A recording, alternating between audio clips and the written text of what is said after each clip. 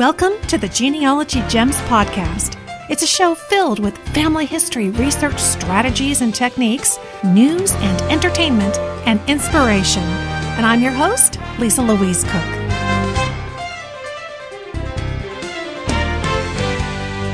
Hello and welcome to Genealogy Gems podcast episode number 227. I am so glad you're here. I've been waiting for you. It is March of 2019 and we have lots to talk about in today's episode. Of course, I'm Louise Cooke, and I have a bit of a frog in my throat. I did quite a bit of talking at RootsTech 2019, but a podcaster's voice must always rebound, and it certainly is for this episode. I want to talk to you a bit about what went on at RootsTech 2019. Even if you didn't go, there was a lot that happened there that you'll want to know about because it's things that you're going to be able to take advantage of and be able to tap into all year long for your genealogical research. So let's jump right into it. First off, I taught a couple of different classes. I did 2 formal full-length sessions for RootsTech, one on video magic, which should be coming soon to premium membership. And also I did my Google search methodology, which of course, you know, is a real staple here at Genealogy Gems for how we do our searching online. I also taught a demo session in the wonderful demo theater that they have at RootsTech in the exhibit hall on Google Earth for genealogy. And don't worry if you didn't see that, because I actually have the full-length class on the website. The demo itself was about 15 minutes, but at genealogygems.com, you can go to the video section in the menu and you can click on Google Earth for genealogy. Watch that free full-length class. It's a ton of fun. It's evolving and people there were very excited about it. So it's always fun to talk about Google Earth and using it for genealogical research and storytelling, really. And the other session I did was in the DNA basics area. Now, this was a brand new section of RootsTech this year. One of the things that they got a lot of feedback on last year, in addition to some of the flow problems that they had just moving people around, which this year they absolutely corrected. So it was just phenomenal. People were so happy, so pleased. The experience was just wonderful. And I really did not hear a single complaint, which was tremendous. Kudos to the organizational team.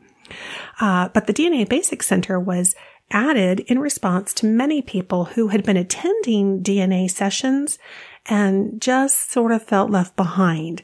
Either they didn't feel like they were grasping the concepts, or maybe it was a little bit over their head, or maybe it was just moving very quickly. And it can be a little intimidating in class to raise your hand and kind of raise the white flag that says, I don't know if it's just me, but I don't get this, or I don't get whatever this particular item is you're talking about. It can be an intimidating situation, even amongst friends. So they created the DNA Basics training area, and it was a very large section within the exhibit hall. And I went there, as many instructors did, and taught about a 20-minute training session. Mine was just DNA Basics in plain English. And it really was. It was just plain, start from square one. Let's use plain language, talk about what your options are. My focus is really on informed consent. Understanding what you're getting into, learning what the elements are of it, the things to consider, the terms, the conditions, what it's being used for, how you're going to get the information, and then making a decision that's best for you, your family, and your family history. And I was really pleasantly surprised at the tremendous response. When I started, there were maybe 6 people in the seats. And by the end, we had people filling in all around the DNA Basics Center. A lot of people were standing. And I had many people come up to me afterward and say, wow, thank you for talking about that. I feel like maybe I'm the only one who has concerns or doesn't fully understand, the terms and conditions or which tests to take or what the various companies have to offer and kind of how they compare apples to apples. And that's what we did in that session. And people were really interested. And I think I saw everybody kind of take a deep breath and go, oh, okay, now I think I know where to enter this and I know what I'm getting into and I know what the questions are to ask. So that's just hugely rewarding for me as an instructor. And if it takes away some of the guesswork, I didn't attempt to tell people you should or you should not test. That was not the purpose. The purpose was really helping you start from square one, really understand what the options are, and making an informed decision that's best for you. So I really want to thank RootsTech and all the organizers who made that available, who responded to the needs of the attendees, and who invited me, because I really enjoyed teaching that session and hearing from everybody afterwards. Also at RootsTech, of course, there were keynote addresses. There were dozens and dozens and dozens of sessions that you could go to. There was the exhibit hall and many, many announcements. And of course, the biggest companies amongst us in the genealogy industry were making lots of announcements. They kind of hang on to a lot of things and really use RootsTech as the launch pad for so many of these. And of course, two of the genealogy giants, as we call them here at Genealogy Gems, we had Ancestry and MyHeritage. Both had multiple announcements. So let's run through these real quick so that you can get a good sense of what's out there, what's coming, and what you can start using right away. First up, let's talk about Ancestry. They had several different items that they wanted to address at RootsTech this year. In their announcements, they started by acknowledging historical records, genealogical historical records, which of course are of great interest to all of us. And we announce each Friday here at Genealogy Gems what the newest releases are, whether they're updates to collections or whether they're new collections. And you'll see that article in our weekly newsletter. If you're getting the newsletter, be sure you get the newsletter, right? But they did kind of recap that most recently Ancestry has released 5 million Mexico Catholic records and 1 million new France Census and Birth, marriage, and death records. And they also had several projects in the US as well.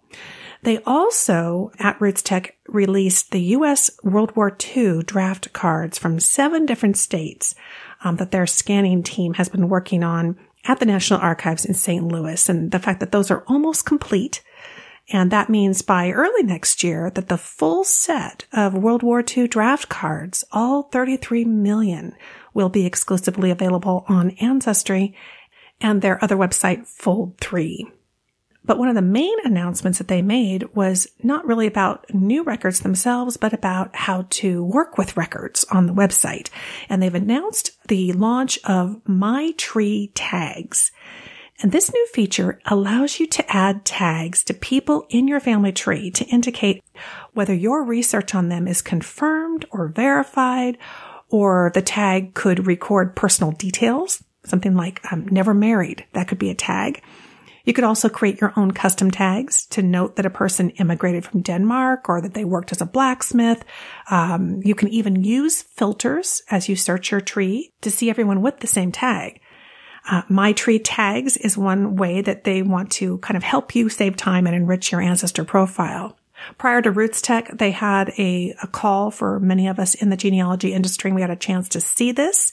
And several of us, in fact, I was one of them, made some suggestions about how they could use tags. And I think we can take a kind of a clue from how Evernote uses their tagging system.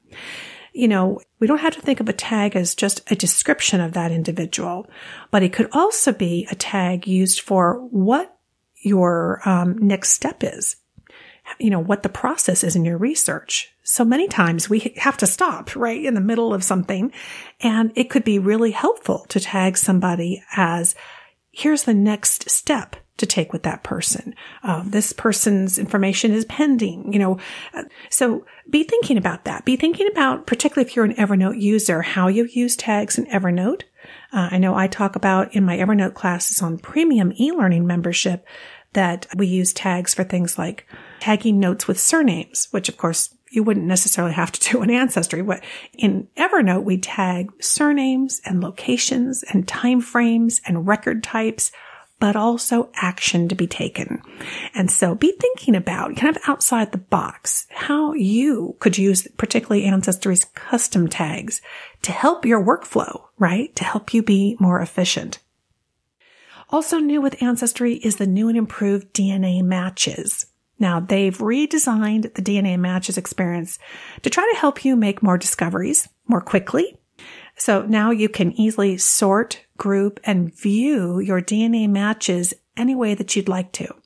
New features include color coding and custom labeling, offering you more control over how you group and view your matches, quicker identification of your newest matches, and new ways to filter your matches.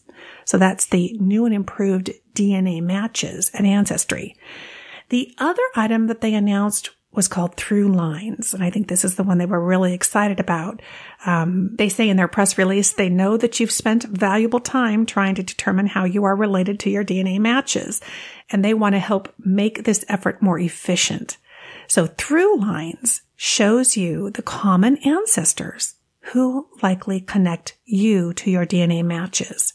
And of course, that's one of the things that you do, right? You look at your best match in your list, you start with them, and you're trying to determine who's the shared ancestor. Where do we connect up in the tree? That way you might be able to share information, right? Share photographs, that kind of thing. Well, ThruLines is going to show you, at least attempt to show you, the common ancestors who likely connect to that DNA match. And its goal is to give you a simple and clear view on how you're related. So when you link your public or private searchable family tree to your Ancestry DNA results, new chapters of your family story may be revealed. ThruLines will roll out gradually to all customers who qualify, and that was as of RootsTech in March of 2019. So for more information, I'll have a link in the show notes for you for this episode number 227. You can find the show notes. If you're listening in our app, just scroll down. You'll see the show notes all typed up for you there. If you are in a podcast app like Google Play or Apple Podcasts, you'll see some show notes there as well. But the full screen show notes, you can go to genealogygems.com, click on podcasts in the menu, and click the link for episode 227. There you will find the show notes.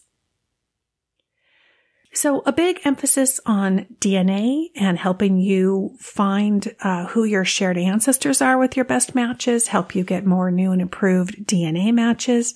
Of course, all of this is kind of based on the information that's already on their website. And as you'll see as we move on to talking about MyHeritage's announcements, they too are focused on many of the same things. And of course, these hints and matches are really based on the quality of the material that's already on the website. Well, we'll talk about that a little bit more in just a minute. But MyHeritage has certainly been busy, and they made many important announcements at RootsTech this year. So one of them was around AutoClusters.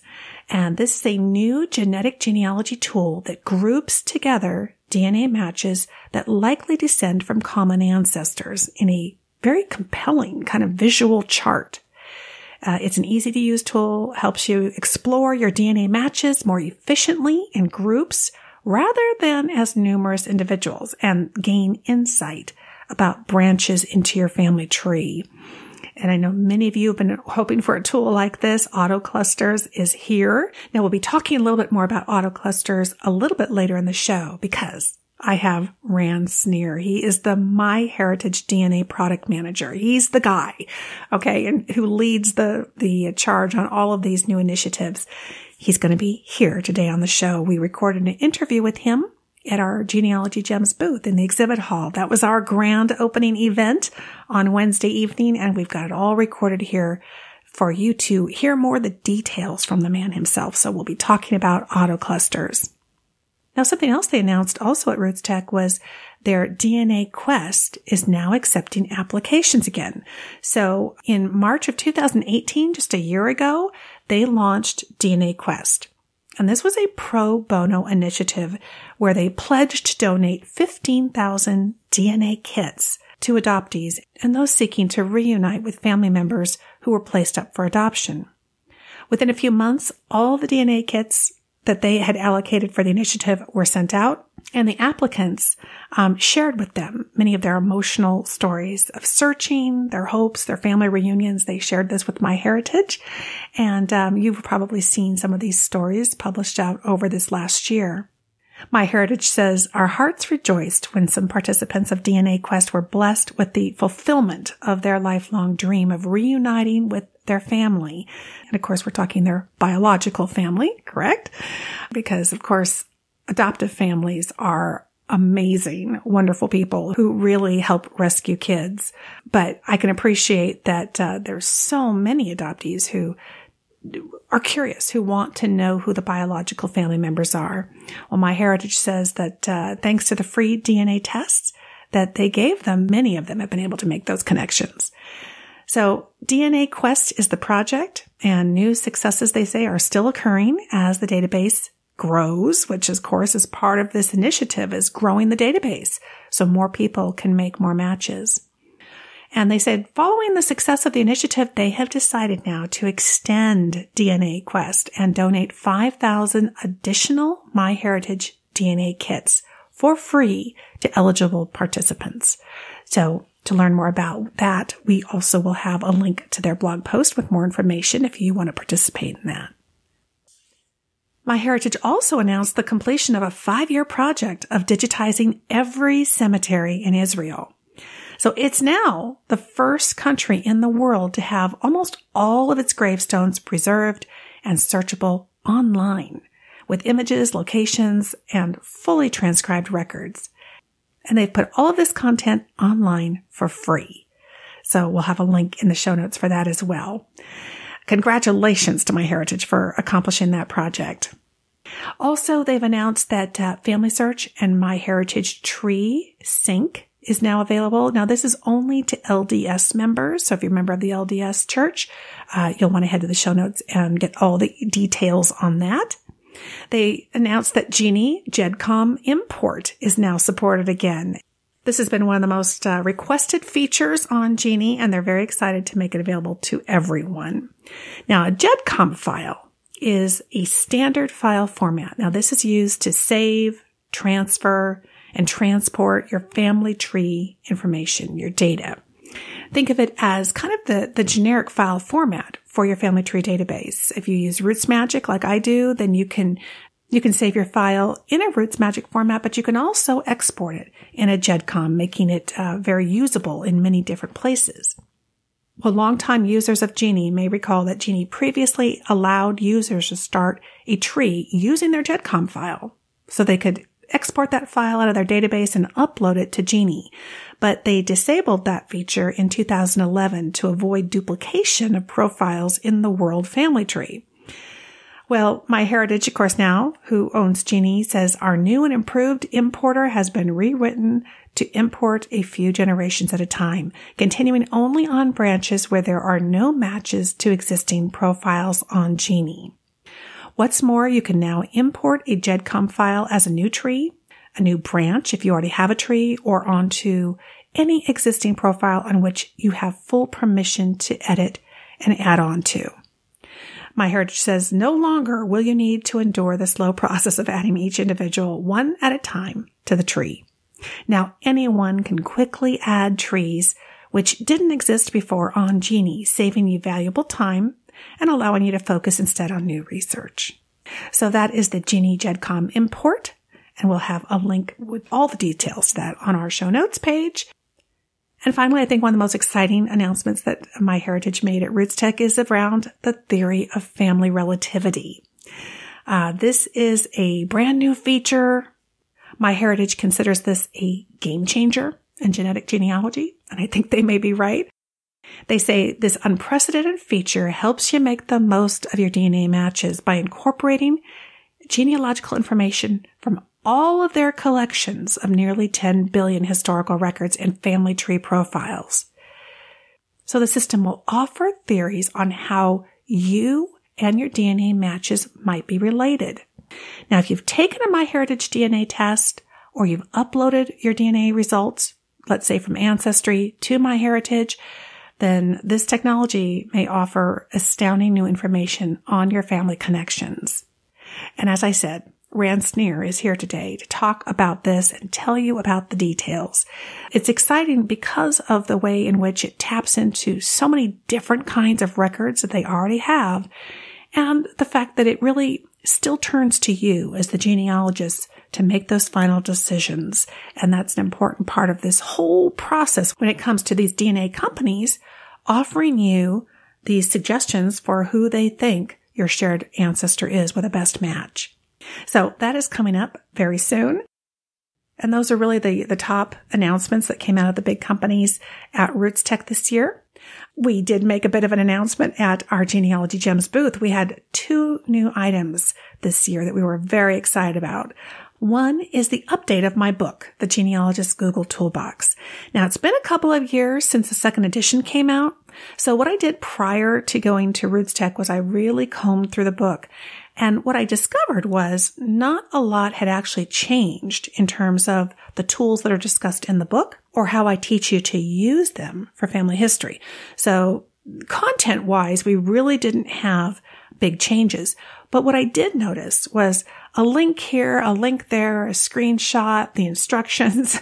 Some things had changed, and I don't want anybody struggling with things looking different when they get online to what they're seeing in the book. So what we did was we went combed through it and just got it all up to snuff, got it updated for 2019 so that you'll see accurate links to the videos that we mention, the steps along the way, working on the various Google tool websites.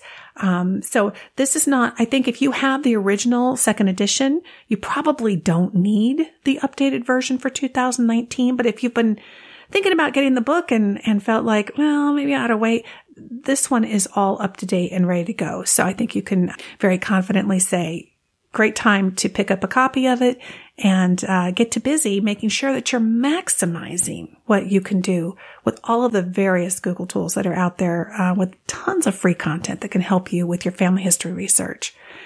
And the other thing that we launched, it was really for fun, was our Genealogy Gem Pin.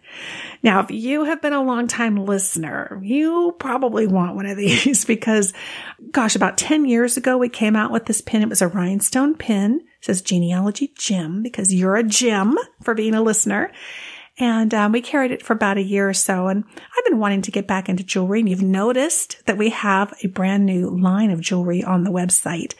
We launched about 5 new pieces in the jewelry line at RootsTech, but this was a special standalone item that we relaunched, and that is our Genealogy Gems Pin. It's about 2 inches wide, so it's not huge. It's not going to be huge on your lapel, but it's in rhinestones. It says Genealogy Gem. It's the perfect thing to wear to your next genealogy conference, seminar, society meeting, or just anywhere where you'd like somebody to ask you about, you do genealogy? What's that about? I've thought about it, right? You get those questions. This little pin will generate some of those questions. Plus, you'll just show your pride for being a Genealogy Gems podcast listener. You can find the pin in our store. I think we're going to run a sale on it here very quickly. So look for that in the Genealogy Gems newsletter. And I'll just tell you very quickly that some of the new jewelry pieces I have partnered and designed with my jewelry designer. I told her I wanted one that is a key. And at the top of the key is a little glass pendant in it. And inside it says, I unlock the past. I love that. And it's beautiful. It's a beautiful long chain key that says, I unlock the past. I have another one that we've done, which is the charm is the cover of a book, kind of a beautiful ornate book. There's a single page charm that says, Keeper of the Family Stories. And the third little charm is a calligraphy pen. And the 3 hang together on a chain. Oh, it's so true. I love things that are beautiful, but also kind of tell our story as the family historian. And these are some of them. And we also have the Time for Genealogy pendant, which is just a beautiful, small, simple, round glass pendant that says Time for Genealogy in a kind of a clock face. And some of these are also available in bracelet styles as well. So I love jewelry, and I know many of you do too. And I just am so excited about getting to kind of express my creative side and design some of these pieces that will help share our passion for family history. All right. Well, we are going to deviate a little bit from our normal path here at Genealogy Gems, and we're going to skip the mailbox segment, even though I love hearing from all of you. We'll do that again next month. But this month, I have an in-depth interview, as I told you, with MyHeritage DNA product manager, Ran Sneer. I know you're going to want to hear this because we're going to really go a little more in-depth into these brand new tools that may help you get more out of your DNA matches.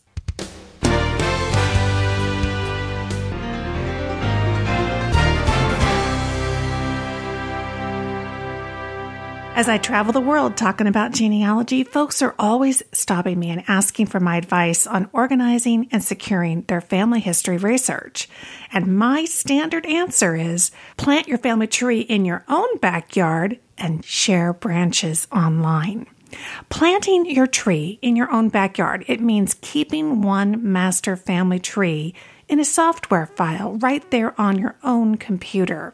That gives you ownership, control of privacy and security, and one central place to organize everything that you learn about your family. And of course, my software of choice and the one that I use is RootsMagic. I find that its tree building tools are second to none. And with RootsMagic Web Hints, you can see what record hints are available on Family Search, Find My Past, and MyHeritage.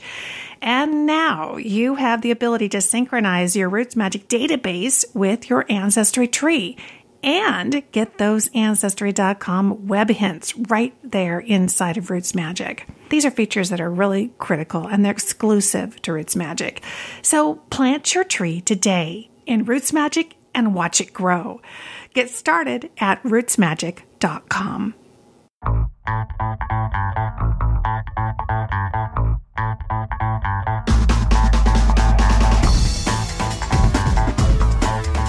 Well, I'm excited to share this interview with Ran Sneer, the product manager for MyHeritage DNA, with you for a couple of reasons. One, we just love having him on the show. If you are a Genealogy Gems Premium e-learning member, then you have the entire full-length 1-hour class that we did as a webinar with Ran, where he just goes step by step through the MyHeritage DNA and your matches, getting the most out of them, really. We did that a couple of months ago. So when we looked at who we wanted to have for our grand opening on Wednesday night at RootsTech at the Genealogy Gems booth, where we were conducting podcast interviews, Ran was really one of the first people that came to mind.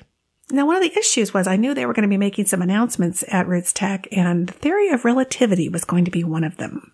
And while I was familiar with it, I was not allowed to say anything because it had not been officially announced yet. Well, Daniel Horowitz, the folks at MyHeritage are awesome.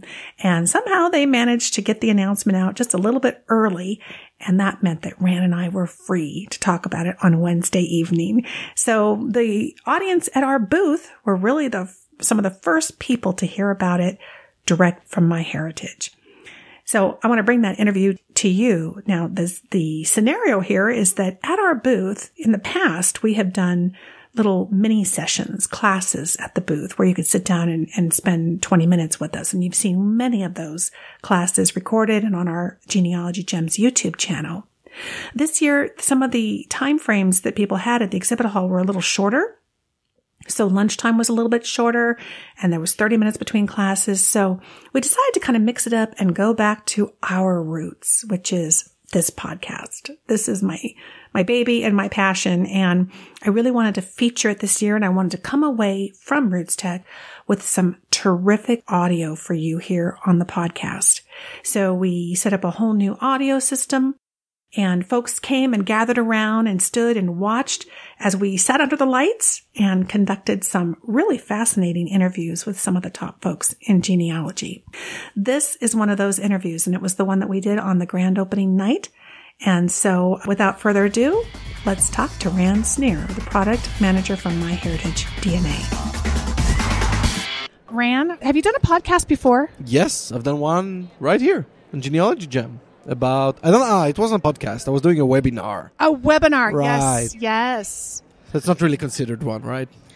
That's not a podcast. Right. Although sometimes people call them a podcast. And you can do a video podcast, but this is all going to be strictly audio. The webinar was all about getting the most out of MyHeritage DNA. And a lot has been changing. I am so excited because in this episode, you are going to be able to talk about something that's brand new, that we weren't sure was going to get launched, but it did. And it's the Theory of Relativity. I'm surprised. You look like you're pretty awake considering you've been the guy in charge of this thing. Well, we've been working on it for, if we're starting from the beginning, I think we can say pretty much a year that it has been in the works, from the concept and idea. And we tried so many different things, and there was so much work around the algorithms and coming up with this unique technique that really, and technology that allows us to go through, build that big tree concept that we always dreamed of, and be able to go through all of those, connect all the individuals together, so that eventually we'll be able to come up with a theory of family relativity. So it's been a year, an exciting, a very emotional one, a lot of changes, a lot of, we tried different things, and we've launched it this morning, and I'm like reading online and just going here in the corridors, people stopping me, telling me how great it is and how much they love it. So it was all worth it. Absolutely. And you flew all the way out here from Israel, did you not? That is correct. But you did a couple of days ago, so you have no excuses. You're wide awake. No excuse. Wide awake. For some reason, the jet lag is refusing to move away. But we'll give it another day or so, and I'll be back on my feet. Well, I'm thrilled that they brought you all the way out here because this is a really big deal. So let's start from the top. And this is the Genealogy Gems podcast. And today I am so happy that Rand Sneer is here. He is the product manager responsible for MyHeritage DNA products. And you lead a really talented team, Rand, of developers and engineers and designers who create and optimize DNA. And it's really the DNA user's entire journey through the whole process of using it. Rand led the development of the chromosome browser, which everybody was excited about, for shared DNA segments, feature at MyHeritage DNA from concept to product and launch. And today we get to talk about some exciting launches. And the first one, look at this, Rand. I get to have a picture behind us of the theory of family relativity. Tell us about this. You know, I remember somebody saying to me a year or so ago, I've done the DNA testing, but I don't know that I'm going to figure out all this analysis stuff. I'm no scientist. I said, don't worry, because I know the people behind the testing have the technology. It's there. It just has to get harnessed. And that's exactly what you did, isn't it? I think in a way that is correct. I mean, since we've launched, all we want to do is provide our users with the most valuable tools for them to do their genealogy work the proper way and provide them with as many hints, details, information, those kind of pieces of information that can help them when they're working with their DNA results. That's all there is to it. And over the past 20-something years, we've released so many features that we're always looking at. There was always the connection between your family tree and the family tree of your DNA match. Yes. That was most of the information that we had to rely on, either the surnames that you share or the places that you both have, the ancestral places that you have. And then a couple of months ago or a year ago, we sat together and we said, okay, how can we challenge this? How can we take this to the next level and really present or provide our users with something that's unique and valuable, that's taking this to the next level? And we said, we've got so many data points at MyHeritage, more than 9.5 billion records, more than 3.3 billion profiles of users in millions and tens of millions of family trees. What if we take all of them and try to build a big tree out of that, connect everything together, so that even if the common ancestor, which is eventually what the person wants, when someone takes a DNA test, he's looking at his DNA matches, he's trying to figure out, all right, so how am I related to this person? Who is that common ancestor? Exactly. And one of the problems is that neither you know or the other side knows. We see that all the time, and especially with this release, because you got to a certain, to a certain level of generation, and so did the other side. But what's amazing here is that because we're taking so many data points, each user contributes in a way to your journey. So we're all helping one another learn more about ourselves, which is really great if you come to think about it.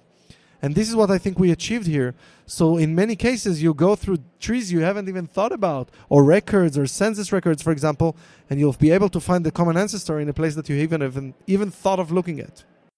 It's amazing. I mean, I think about how many people have struggled to find who's my best match, and then where is the shared ancestor?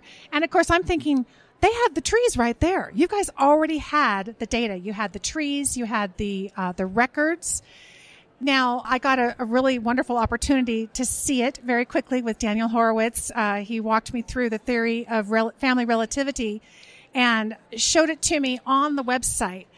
Tell the listener, what can they expect to see? And first question, will everybody see this right out of the gate? So there are a couple of things that need to happen for someone to have a theory, to someone to start getting theories. Unfortunately, it's not guaranteed. Obviously, those who haven't built any tree at all, that will be a little bit more problematic because we don't have any individual to start with.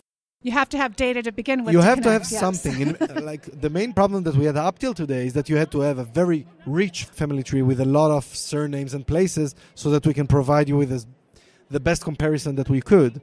Now, even if you give us 2 or 3 of, and it's you and the other side, that's the way it works, right? So if a user has only like 3 individuals, himself and 2 parents, but the information is good enough for us to be able to find a smart match or a record match, based on the information provided. From there, we're like on a different river, right? So even if we start like in one that's small and, everything's calm, we make that jump to that next tree, and that can be like a whole different journey.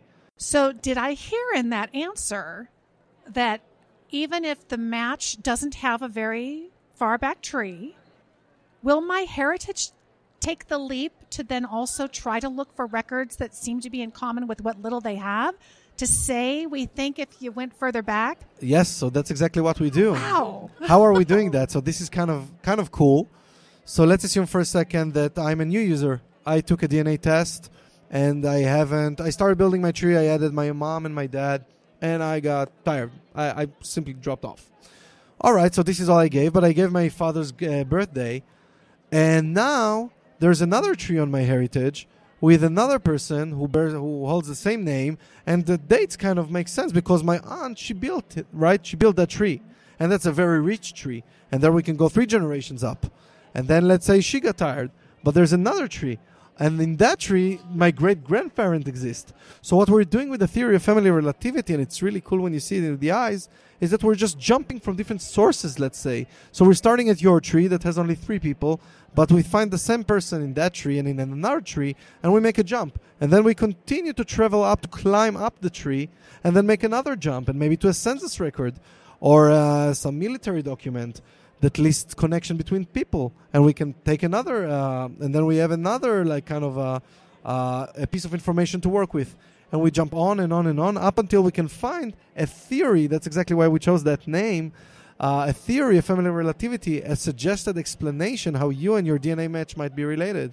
Now, it's worth mentioning, a lot of the data that we rely on, that we provide our users with, this is based on user field data. These are real people coming and filling in the information. So you can expect there'll be some mistakes. So we set a couple of thresholds to make sure that we provide information that is accurate enough in our eyes, but we're leaving it up to the user to really go over that and decide for themselves. Is this a quality one? Is this like a good one or a bad one? And there are so many pieces of information within the feature, in the screens, so that you can see a lot of genealogical information bytes and decide for yourself whether the smart match makes sense, the record match makes sense. And really, the genealogist is still front and center in all of this because you're still looking to the genealogist to make the confirmation, right? Absolutely. Yeah. Absolutely. I think that all of the tools that we provide, I think it takes the fun away. Yeah. Just telling you right away, okay, this is it. Some of the fun is doing the genealogy work, you know, and I think that's right? what most of our users love. They love doing that. It makes life much easier if you're just like, this is it. So obviously, if we can tell that and we're saying, here is the ancestor, right? And we're providing all of the possible information that we can. But we will never, I don't think that we will ever be in a certainty level in which we can say, this is it. Like the Holy Grail, we're putting our bets on it. This is what we found. This is the information that we have. What happens actually with this feature is that there's a huge community of millions of users on MyHeritage that are helping one another breaking brick walls that they've had in their journeys. So this is amazing. Now, I'm thinking we have a bit of a crowd here kind of watching us talk about this. And I would imagine one of the questions might be, not everybody has a really good tree. Yes. Not everyone puts in an accurate tree. And we don't even, who knows, there could be some, bozo out there who just decides to have a little fun with everybody and, says that Mickey Mouse is their third cousin once removed. So how does it deal with that? Because there are times when MyHeritage will say, You ought to look at this because this date doesn't jive with being the parent of somebody, right? It sees those errors. How would this fit into the theory? So we took a lot of these things into consideration when we've built this product. And for example, we thought about there are billions of smart matches on MyHeritage connecting individuals between different trees. Which should we rely on? Right. So we started with two things. We said, okay, first of all the ones that were manually rejected by users, we're taking them out of the equation. There's no point. If someone came to the site, looked at it and said, this is not the right smart match, all right, that's good enough for me. Someone already helped me make the decision. Yeah. Then we have in our algorithm a way in which we calculate and we're scoring smart and record matches based on how much of the information is similar between the two individuals or between the record and the individual, so that we can make a decision. And we're getting a different score. So we decided on a minimal threshold. We said, okay, below this, we looked in the eyes. We looked at millions of theories and millions of smart matches, both manually and automatically, and we said, this doesn't make sense. A John Smith can be any John Smith. If there's no birth date or a death date and something else to come with it, right? Just saying, okay, there's a John Smith here and a John Smith there makes no sense. So we played a lot with these, and I think that we came up with the right balance of we want to present users with this information that we can rely on and be confident with, and yet not take everything away and still give you the option to judge for yourself and decide. I would imagine, have some of you looked at your matches and said, my best matches don't even have a tree, right? And that's a real challenge because I think our goal, Ran, is that we're going to connect with somebody and not only discover that we're related, but we're hoping that they're going to have some information maybe we don't have, or they have photographs. I would think that this feature is going to be a wonderful enticement to get all of those new users, the millions of kits that were purchased over Black Friday last year, to encourage them to work on the tree, look at their record matches, start building it out a little bit, because I think we would all benefit. In what way, or do you communicate with the folks who just did the test, got the results, they saw the pie chart, they're done? So this is what's great about being a product manager, because you get to experience the journey the users are going through. Yes. With them. Of course, one of the things we want to do is push users, if you'd like, from just taking the test for getting the ethnicity estimate. Right? Incentivize is a good word. And get them to start building their tree and explain to them what are the benefits and why is it good for them to do that. What more can they learn?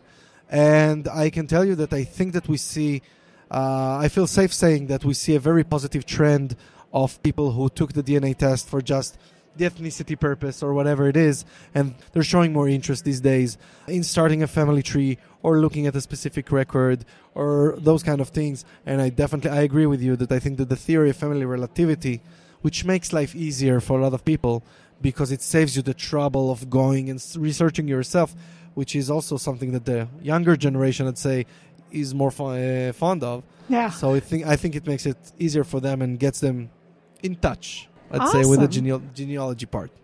You have had some other announcements. What was some of the other big news that's already coming out of RootsTech? So another thing I spoke about in my lecture earlier today, and we will be releasing that starting tonight probably, and will probably take us a day or so to reach everyone, is that we've launched a new feature which is called AutoClusters. And this is a great work we've done together with Evert Jan Blom. He's the author behind the Genetic Affairs, a website that was hitting a lot of waves and caused a lot of buzz about 3 to 4 or 5 even months ago. So he introduced a new, very cool way to aggregate together, to group together DNA matches using a very, I'd say, sophisticated algorithm. And we looked at that, and we believe that we are listening to our customers and always trying to see what will bring most value to them. And we saw that, and we saw the amount of buzz that it caused and how people loved what they saw. And we said, we should definitely do that, and we should definitely do that for RootsTech. And it didn't take long. We got in touch with EJ and worked together with him. We even brought him in to Israel. He worked with us for a couple of days, and we did the best we could, and I think the outcome is great. Basically, what this feature does is that you generate it for any of the kits that you manage on MyHeritage. It looks at your DNA matches, and for each one of these DNA matches, the shared DNA matches that you have. And then the algorithm runs in a very smart way, and it can group them together in clusters, which are represented by colors. And that makes it like, so you get groups of DNA matches. And if you can say how one of them is related to you, or if you have a direction or understanding, that probably means that the rest of the DNA matches in the same cluster are also related to you from the same ancestor. It basically takes all of your DNA matches and it breaks them down through what ancestor they are related to you in a very graphical, visual way. So we're very excited about that. Still not live. Will be in the next couple of hours today. But yeah. I think, there's so many DNA classes at RootsTech this year, and everybody, a gentleman, one of the first people who walked up to me when we first got here, and he said, I've tested with several companies and I still don't know what I'm looking at, and I don't think, I haven't really found anybody. And I just get the feeling that you're finally getting that chance to take a breather and use the technology, because you guys really are a tech company. I mean, one thing MyHeritage does is the engine behind all this data, and you're really helping automate it. Do you anticipate that this is going to make it easier for the layperson, the person who doesn't want to become the genetic genealogist, who just wants to better understand what they're looking at? Is it going to bring more people into it because you're really making it accessible? I hope so, for sure. Yeah. And I think so. There are various levels of expertise, I'd say, or different types of users. As we mentioned before, some are buying the kit as a Christmas gift. They're interested in the ethnicity, and that's pretty much their interaction with the product. And there are some who are doing hardcore genealogy work, which is great. And both users, these guys, right? And we love everyone. We love everyone who's using our product, and we're trying to explain. And it's fine. Every user has different tastes and different things that he's interested in. And we cannot ignore that as a product manager. That's my personal belief. We need to make sure that we explain to the user what are these things. A lot of them are not familiar with the concept of family trees or historical records because they haven't heard of that. So we need to find the right time and the right phrasing and the right way to pitch it and explain to the user what are the benefits. And they might be interested. And we see that a lot. We try different things and we can see that different people are interested in different stuff. Makes sense. But overall, I think that whoever is interested in that, that'll be great. Trying to push someone, like above, like its own interests, just eventually end up with a very, I'll say, inaccurate tree or some details that you'll just put in just to pass that step in the way. So it's a lot of balance. How do you find out what these thousands of people who are milling around RootsTech, what they want? Do you do user focus groups? Because I can imagine here you are launching some of these new tools, but I can just see the wheels are turning, and I'm sure there's other ones that you've got in the hopper. How do you decide what goes into the funnel and gets worked on? So we have a backlog of thousands of items that I would really like to see tomorrow in the product. Yes, we would too. Thank you. In between 1,000 to tens of thousands of things I'd like to do tomorrow, if possible. But we're limited with resources, obviously, and we need to decide exactly what we want to work on. A huge part of that decision is what do the users want? That, to be completely honest, that's one of the most important factors. Because if I'll be building products that nobody's want to use or doesn't bring value, then I missed it. I didn't do my job right. So we're very active on social media. We're in touch with tons of genealogists. We have a special MyHeritage Friends program in which we keep in touch with a lot of the industry leaders, and we see the trends. We follow the trends like we did now with the AutoClusters. That's a good example, I think. So we saw that there's a huge trend, and a lot of people are paying a lot of attention and love what they see. And that was a very easy decision for us. It's like, sure, we need to do that. We know we need to do that. It'll make a lot of our users happy, and that's what we're here for at the end of the day. Users happy make us happy. So that's awesome. So before the conference is over, you're going to have a keynote presentation a little bit later in the week. Can they expect to hear another announcement? I'm sure there will be. Oh, wouldn't that be nice? They never tell me anything, but I'm sure there will be. They don't tell you. They just make you work on it all night long and all day long. I know. Any questions for Rand? Yes. Okay, so if somebody has not yet done the MyHeritage DNA, but they've done others, and they want to port them across the raw data, will these updates work with the raw data that we're porting across, or do we have to do a MyHeritage DNA in order to take advantage of these? So all of the features are available. We're not differentiating between which user gets to use which feature. There are differences in the pricing. Some of the features are require a subscription or a one-time payment, and there are some differences. But all of the things that we introduced today will be available both for those who have uploaded the kit or have purchased the kit. Paid or not depends on the type of user. And raw data, that is something that not everybody, I think, realizes that they can do is if you have tested somewhere, you can download it. If you test with MyHeritage, can you download your raw data? So if you've tested with another company, you can export your raw DNA data. All companies support that today, and you can upload that to MyHeritage. The upload is for free. You're getting a certain set of features that you can use for free, and some of the more advanced tools will require an additional payment. But we support today all the various companies that are presenting right here. So if you've taken a DNA test with them, feel free to upload to us. Excellent. Did you have a question? Did you have a question? So the question was, all of the companies have different databases size, and will there be a day in which there'll be one consolidated database for all the companies, and the competition will be around the tools that we provide and less about the size of the database? To be honest, I think the perfect answer will be I think that this is what GEDmatch wanted when they started, providing everyone the option to upload to one centralized location. At MyHeritage, we're doing the same thing. So everyone can upload to MyHeritage. I find it really hard to believe that the five big companies, will get together.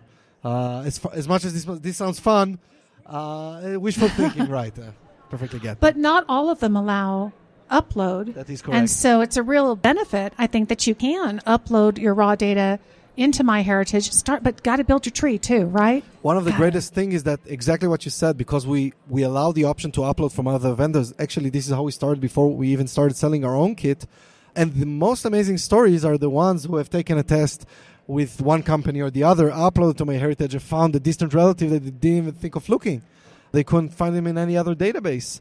So for me, these are I love those stories. I think one of my favorite things about MyHeritage that I will always warm my heart is that it was the first time I ever made contact with a live living relative in Germany. Wow. And I've had my database going way back. I certainly have met relatives here in the U.S., but to finally get a German individual, and he was as thrilled as I was, that it was an American, because my great-grandmother had immigrated from Germany in 1910, and it just wasn't that long ago, but that was the first time. That's amazing. That somebody like that, and it's because of that international base that you have. I spoke about last RootsTech. I think one of the bigger advantages of MyHeritage, when we started, we decided to translate our platform into 42 different languages. So you'd be surprised of how much people are reluctant to use applications out of the US who are not translated to English. Mm-hmm. It's just a bigger struggle for them, especially when it comes to terms like segments and centimorgans, right? So some of us are still struggling with segments and centimorgans and exactly. snips. So think of someone whose English is not his native tongue or is not fluent with English. For them, it's much more difficult, right? So I think that one of the things that work best for us is the fact that we have translated, so our site is fully translated into German or Dutch or Norwegian or Danish, and that's the reason why we get so many people from these countries who are buying our kit, and we see our database grows in these countries in Europe. And I said it last year, I fully believe that. It's very exciting to get a DNA match in the US. Believe me, as Lisa said, it's way more exciting to get a DNA match who lives in the country where your ancestors lived in. So yes, we get those a lot, and we're so happy about this. I'm feeling pretty impressed that you're as smart as you are about DNA, and you're talking about it in a language that's not your native language. That's getting a little uppity, don't you think? Yes. I tend because I'm still working on English and talking about this, and I don't know. I'm impressed these people are still and have not ran away because of my Hebrew accent. This is no. They're all like, he's still awake. Look at that. Right. How long was the plane ride? It's 4 a.m. my time. Yeah. How long is the flight from Israel? It really depends on where you go through. If you go through New York, it's 12 hours, and then, 4 more hours here. San Francisco is 16 hours, and then 3 more hours. But I love those. Yeah. You love it, huh? Yeah. All right. I sleep. Well, you guys, this is your chance. So we have just another couple minutes, and Ran is the product developer. He is the product manager of MyHeritage DNA. Anybody else got a question for him on any of the new things that you've been hearing? Or yes? I heard a rumor that MyHeritage bought genetic theirs. You heard the rumor that Genetic- MyHeritage bought Genetic Affairs? So Oh. EJ, where did you go? He was right here. No, we haven't bought them. We haven't bought Genetic Affairs.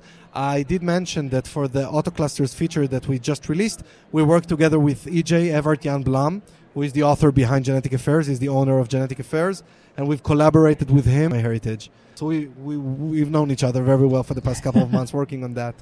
But no, we haven't acquired him. And yes.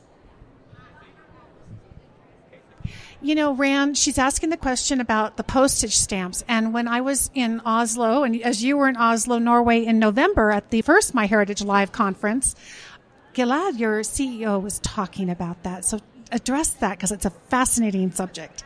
So Yes. for those who don't know, this is a new technology emerging that will allow us to take stamps and envelopes, and using the DNA of the person who used those envelopes and stamps, we'll be able to recreate it and have a virtual, it's a virtual kit or a DNA kit online that you can use for DNA matching or ethnicity estimate.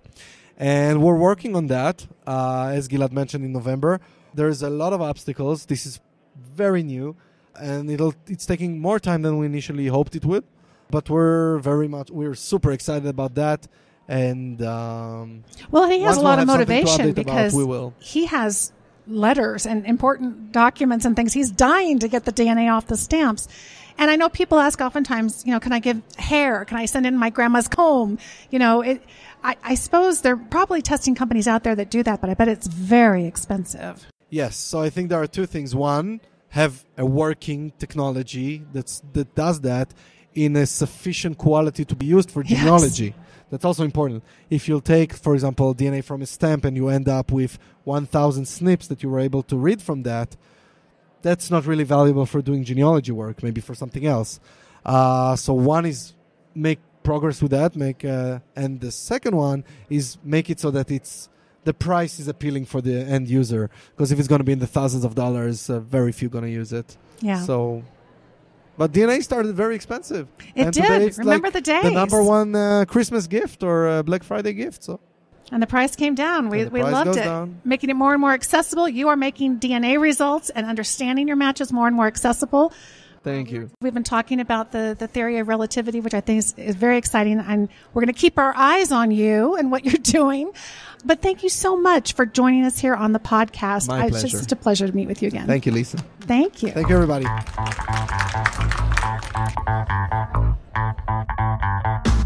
Thank you again to Rand for being here on the podcast, for joining us in person at RootsTech. We've got great resources for you in the Genealogy Gems podcast episode 227 show notes. You'll find those in your podcast app. We always have a link to a downloadable version in the Genealogy Gems podcast app. If you're not using it, I highly recommend that's the way to listen to the show. And of course, we'll have them at genealogygems.com. Click on podcasts and then navigate to episode 227.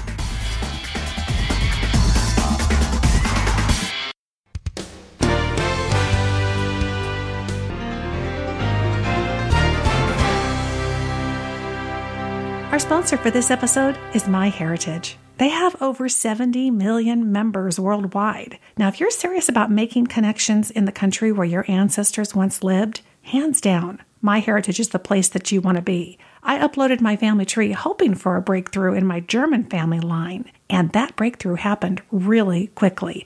I received a message from a distant cousin in Germany, and that was my first international cousin contact. And MyHeritage has a unique and powerful search system. It's called Record Matches. Now, this constantly culls over 8 billion historical records for your family. It's also the only family history interface out there using semantic analysis to search newspaper articles, books, and other free text documents. So find out what MyHeritage can do to help you grow your family tree. Visit myheritage.com. It's free to get started, so there's really no reason to wait, and there are billions of reasons to try it out. Visit myheritage.com.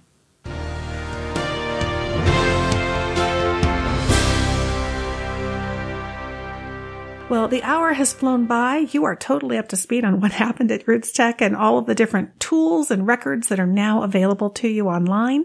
I hope you had a great time. I certainly did. I'm always grateful that you join me here at the Genealogy Gems podcast. Thank you so much for listening, friend. I'll talk to you soon. Thanks for listening.